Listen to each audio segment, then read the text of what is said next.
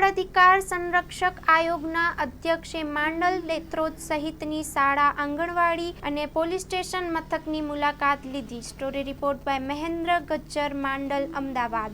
નમસ્કાર, ધર્મિષ્ઠાબેન ગજ્જર, ગુજરાત રાજ્ય બાળ અધિકાર સંરક્ષણ આયોગ.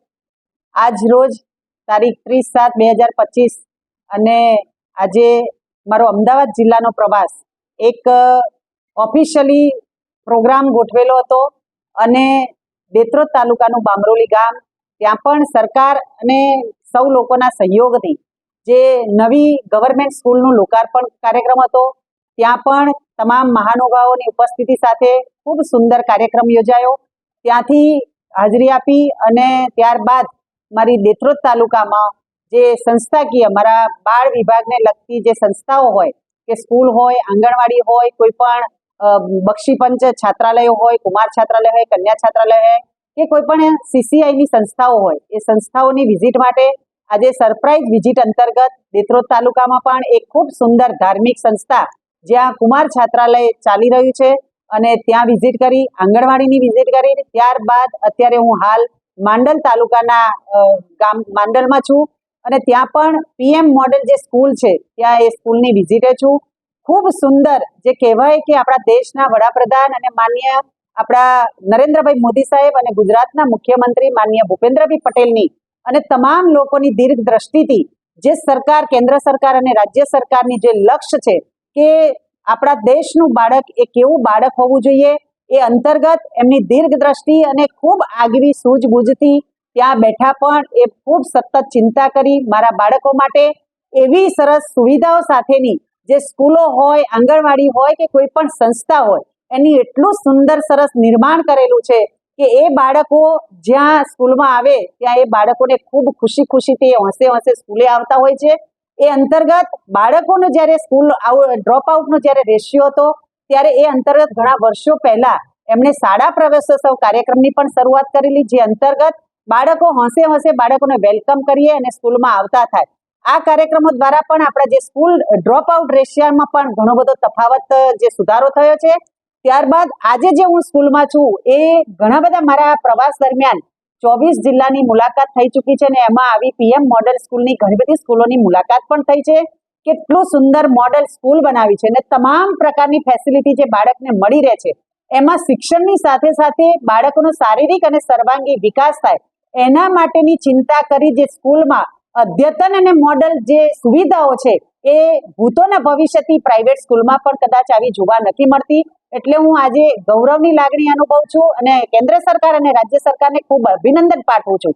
અને અહીંયા જે આ સ્કૂલમાં પ્રિન્સિપાલ અને એમની સમગ્ર ટીમ જે બાળકોના હિત, બાળકોના શિક્ષણ અને એમની તમામ પ્રકારની જે કહેવાય કે સુવિધાઓ સાથેનો શારીરિક અને સર્વાંગી વિકાસ કેવી રીતે થાય એના માટે ખૂબ ચિંતા કરી સમગ્ર ટીમ સાથે આજે મેં બાળકો સાથે એમના જે અલગ અલગ વિભાગો છે એ વિભાગોની મુલાકાત કરી છે. દરેક બાળકે પોતાના વિભાગની પર્સનલ એમણે જે પોતે સ્પીચ તૈયાર કરેલી છે એ વિભાગની સુંદર રીતે મને સમજાવી અને માહિતી આપી છે કે ભાઈ કોમ્પ્યુટરમાં શું એક્ટિવિટી કરી રહ્યા છે, એમની લાઇબ્રેરી છે તો સ્માર્ટ લાઇબ્રેરીમાં કેવી રીતે ઉપયોગ કરે છે.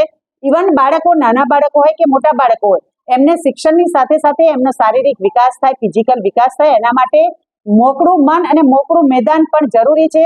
એ આ સ્કૂલમાં ખૂબ સુંદર મેદાન પણ દેખાઈ રહ્યું છે અને રમતગમતના પણ ખૂબ સુંદર સાધનો, કહેવાય ને કે પ્રાઇવેટ ગાર્ડનો હોય કે ગવર્મેન્ટ ગાર્ડનોમાં પણ આવા સાધનો ઉપલબ્ધ નથી, એવા આ બાળકોને રમવા માટેના એવા અદ્યતન સાધનોની પણ અહીંયા ઉપલબ્ધિ છે.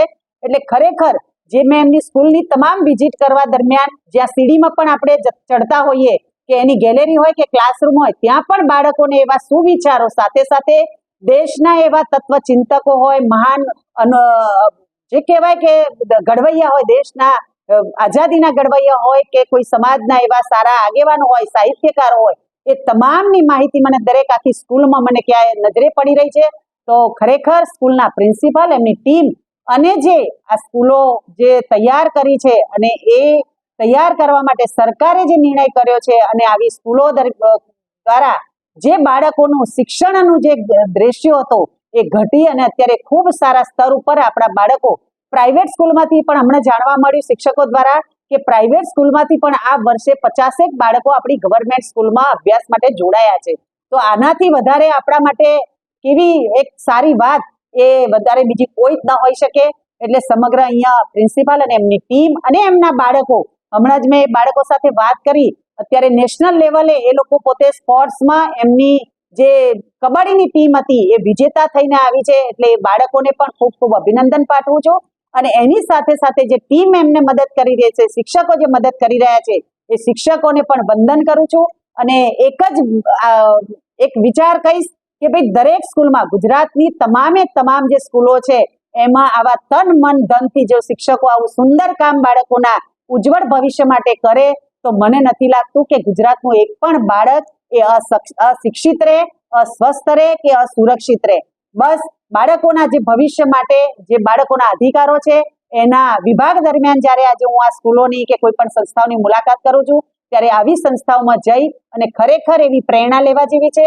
અને બીજા શિક્ષકો કે બીજા સંસ્થાના સંચાલકો પણ આમાંથી પ્રેરણા લે અને એ દરેક બાળક માટે આવા એમના ઉજ્જવળ ભવિષ્ય માટે પ્રયત્ન કરે. અને આપણા દેશનું એ ઉજ્જવળ ભવિષ્ય, રાષ્ટ્રનું નિર્માણ, સારું રાષ્ટ્રનું નિર્માણ કરવું હોય તો એ કેવી રીતે કરી શકીએ એ આ દ્રષ્ટાંત દ્વારા આપણને જાણવા મળે છે. એમને ખૂબ સારી એક્ટિવિટી સાથે મને પ્રાર્થનામાં પણ એ બાળકોને ખૂબ સુંદર મજાના પ્રયોગોના સાધનો હોય કે અંતર્ગત દરેક બાળક રોજ એક સાધન લઈ અને એ બાળકોને તમામને સમજાવે છે કે ભાઈ આ શું કહેવાય.